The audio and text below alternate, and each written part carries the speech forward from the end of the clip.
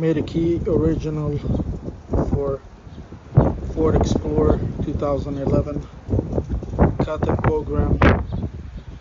programming. You need an actual machine to program the keys, which has a chip, and then if you have to program the remote, that would be separately. So you have to turn and off, on and off 8 times till system is recycled, and then just click the lock and unlock button once it's recycled, and the remote should be programmed. That's it. Now we got 2 keys.